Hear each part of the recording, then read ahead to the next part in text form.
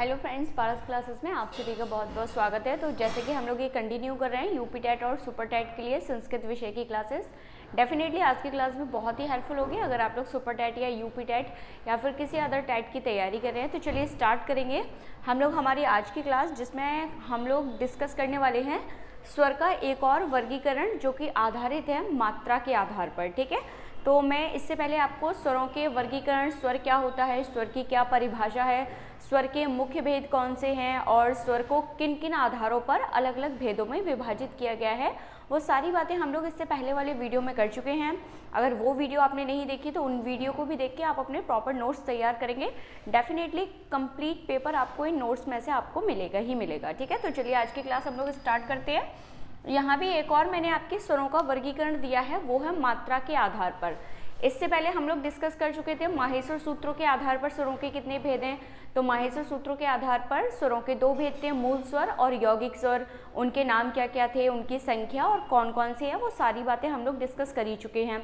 उसके बाद हम लोगों ने जो डिस्कस किया था दूसरा भेद, वो था उच्चारण के आधार पर, काल के आधार पर, समय के आधार पर या केवल उच्चारण के आधार पर मूलतः या सामान्यतः स्वरों को कितने भागों में विभाजित किया गया है। तो वहाँ हम लोगों ने देखा था उन सभी आधारों पर स्वरों को 3 भागों में विभाजित किया गया था, जिनके नाम क्या क्या थे, ह्रस्व स्वर, दूसरा था दीर्घ स्वर और फिर था प्लुत स्वर।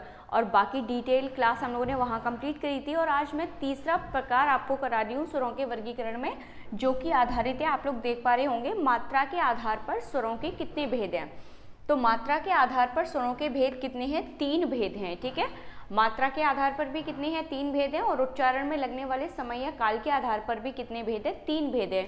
लेकिन यहाँ थोड़ा आपको अंतर समझना है। अगर आप यहाँ थोड़ा आधारों का वर्गीकरण देखेंगे तो आप देख पाएंगे कि उनके नाम में परिवर्तन हो गया। जैसे हमने कहा मात्रा के आधार पर स्वरों के कितने भेद हैं, 3 भेद हैं।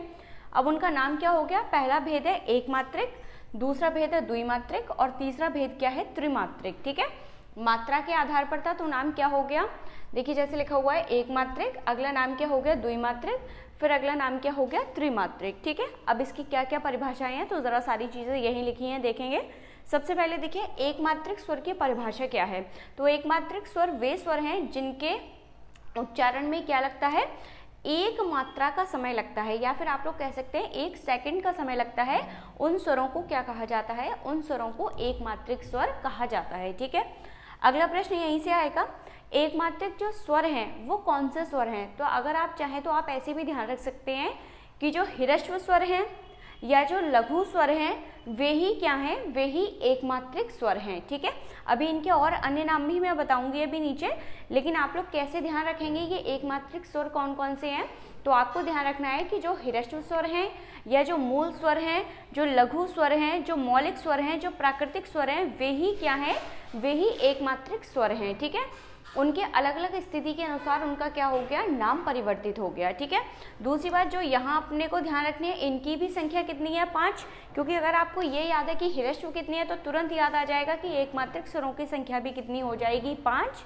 और वो कौन कौन से हो जाएंगे, अ ई उ री लिरा। ठीक है, सारे ही ह्रस्व स्वर हैं, जो सारे ह्रस्व स्वर हैं वे ही क्या हैं, वे ही एक मात्रिक हैं। अब आप देखिए कुछ भी कह सकते हैं कि जो ह्रस्व स्वर हैं वे ही मूल स्वर हैं, वे ही मौलिक स्वर हैं, वे ही प्राकृतिक स्वर हैं, वे ही लघु स्वर हैं और वे ही एक मात्रिक स्वर हैं।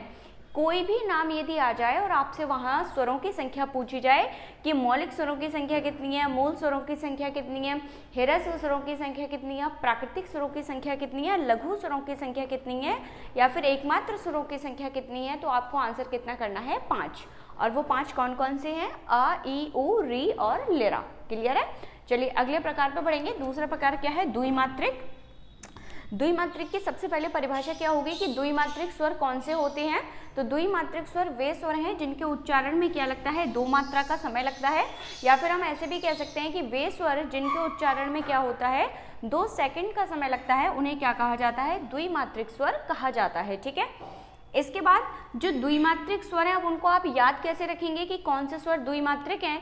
तो बहुत ही आसान तरीका है, जो दीर्घ स्वर हैं, कौन से वाले जो स्वर हैं, जो दीर्घ स्वर हैं वे ही क्या हैं, वे ही द्विमात्रिक स्वर हैं। ठीक है, तो जैसे आपको याद हो गया कि भाई दीर्घ स्वर कौन कौन से थे, वे ही क्या हैं, वे ही द्विमात्रिक हैं, बस उनका क्या हो गया, नाम परिवर्तित हो गया। ठीक है, अब कौन कौन से थे, तो संख्या अगर पूछी जाए तो 8 बताना। जो दीर्घ स्वर हैं उनकी संख्या कितनी है, 8 है, या फिर द्विमात्रिक स्वरों की संख्या कितनी है, वो 8 है। लेकिन हमेशा ध्यान रखना, आपसे कभी भी दीर्घ स्वरों की संख्या नहीं पूछी जाएगी, क्योंकि इसकी संख्याओं में थोड़ा सा क्या है, मतभेद है। कहीं कहीं तो संख्या 8 भी है और कहीं कहीं संख्या 4 भी है। ठीक है, वो कैसे है वो भी अभी मैं आपको बताऊंगी, लेकिन उससे पहले जरा समझेंगे ये द्विमात्रिक कौन कौन से हैं। तो द्विमात्रिक देखिए क्या है, ये 8 के 8 आपके द्विमात्रिक हैं। कौन कौन से हैं, दीर्घ आ, दीर्घ ई, दीर्घ उ और दीर्घ री, फिर ए, ओ, आई और औ, ये सारे ही क्या है, ये जितने भी दीर्घ हैं आपके सारे, वे सारे ही क्या कहलाते हैं, वे सारे ही द्विमात्रिक कहलाते हैं। ठीक है, अब संख्या 8 और 4 कैसे, जरा वो समझेंगे। जब केवल और केवल शुद्ध दीर्घ स्वरों की संख्या पूछी जाए तो आपको संख्या बतानी है कितनी, 4। और वो शुद्ध दीर्घ कौन कौन से आते हैं वो भी समझ लीजिए। बड़ा आ, बड़ी ई, बड़ा ऊ और बड़ी ऋरी, इनको कहा जाता है शुद्ध दीर्घ। तो जब भी शुद्ध दीर्घ पूछे जाएं या केवल दीर्घ पूछे जाएं तो वहाँ कभी कभी संख्या कितनी भी दे देते हैं, 4 भी दे देते हैं। ठीक है, लेकिन जो मुख्य संख्या है वो कितनी है, 8 ही है, क्योंकि अपनी विशेषता के आधार पर ये दोनों प्रकार की ए और दोनों प्रकार के ओ किसके अंतर्गत आते हैं, ये आपके द्विमात्रिक स्वर या फिर दीर्घ स्वरों के अंतर्गत ही आते हैं। ठीक है, अगला प्रकार देखेंगे। देखिए अगला प्रकार कौन सा है, त्रिमात्रिक। त्रिमात्रिक स्वर कौन से स्वर होती हैं, तो परिभाषा क्या बनेगी, जिन स्वरों के उच्चारण में 3 मात्रा का समय लगता है उन्हें क्या कहा जाता है, उन्हें त्रिमात्रिक स्वर कहा जाता है। और इसे हम कैसे भी कह सकते हैं, अगर दूसरी परिभाषा देखें तो, कि जिन स्वरों के उच्चारण में 3 सेकंड का समय लगता है उन्हें क्या कहा जाता है, उन्हें त्रिमात्रिक स्वर कहा जाता है। ठीक है, अब इसको भी कैसे याद रखेंगे भाई, ये त्रिमात्रिक कौन से हैं, तो आप ध्यान रख सकते हैं कि जो प्लुत स्वर हैं वे ही क्या कहलाते हैं, वे ही त्रिमात्रिक स्वर कहलाते हैं। ठीक है, त्रिमात्रिक का मतलब क्या है, जब भी किसी स्वर के पीछे क्या लगा दिया जाए, त्रिमात्रा का चिन्ह लगा दिया जाए तो वो स्वर क्या बन जाता है, वो स्वर त्रिमात्रिक या प्लुत स्वर बन जाता है। ठीक है, तो आई होप ये भी सारे जो स्वर के प्रकार थे आपके मात्रा के आधार पर जो 3 प्रकार हैं, कौन कौन से, एक मात्रिक, द्विमात्रिक और त्रिमात्रिक, उनकी क्या क्या परिभाषा है, कौन कौन से स्वर उनके अंतर्गत आते हैं, वो सारी चीज़ें आपको क्लियर होंगी। ठीक है, तो यहाँ हम लोगों ने क्या कर लिया, यहाँ हम लोगों ने जितने भी स्वर से रिलेटेड आपके की पॉइंट थे, एग्जाम पॉइंट थे, जो भी चीज़ें आपके पेपर में पूछी जा सकती हैं वो सारी हमने डिस्कस कर लिया है। ठीक है, एक बार मैं आपको शॉर्ट में बता दूँ। देखिए माहेश्वर सूत्रों के आधार पर अगर पूछा जाए कि माहेश्वर सूत्रों के आधार पर स्वर के कितने भेद हैं, कितने स्वर हैं, तो आपको आंसर करना है 2। ठीक है, वहीं अगर पूछा जाए उच्चारण के आधार पर, उच्चारण के आधार पर कितने हैं, तो आपको आंसर करना है कितना, 3।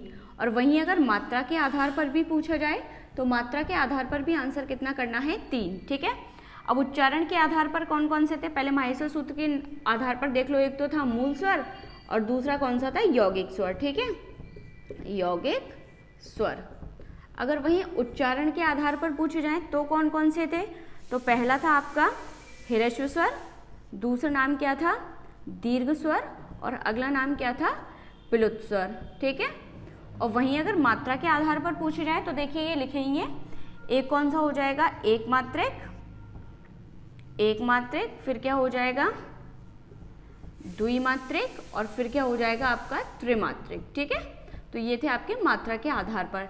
तो जितनी भी आपके जितना भी जो स्वर टॉपिक है कि स्वर किसे कहा जाता है, वर्ण के 2 भेद हुए, स्वर और व्यंजन, फिर स्वर किसे कहा जाता है, उसके कौन कौन से सूत्र हैं जिनके माध्यम से हमें स्वर की परिभाषा पता चलती है, और बाकी क्या क्या एग्जाम पॉइंट्स है, वो सारी बातें हम लोग डिस्कस कर चुके हैं इस वर्ण विचार में। और अब कल हम लोग बात करेंगे व्यंजन की। ठीक है, तो अगला वीडियो डिपेंड रहेगा व्यंजन से, व्यंजन के क्या क्या भेद हैं, और सारी बातें कल के वीडियो में करेंगे, जो कि आपकी डिपेंड होगी व्यंजन के ऊपर। सो अगर वीडियो आपको पसंद आई हो तो वीडियो को लाइक ज़रूर करेंगे, चैनल को सब्सक्राइब नहीं किया है तो चैनल को जल्दी से सब्सक्राइब करके बेल आइकन जरूर प्रेस करेंगे, जिससे कि आपको टाइम पर नोटिफिकेशन मिलता रहे। ठीक है, और बाकी इस चैनल पर आपको सुपर टेट या यूपी टेट या आप किसी भी टीचिंग एग्जाम की तैयारी कर रहे हैं, उसके लिए आपको हिंदी, इंग्लिश और संस्कृत की क्लासेस कंटिन्यू प्रोवाइड की जाती हैं। So thank you so much.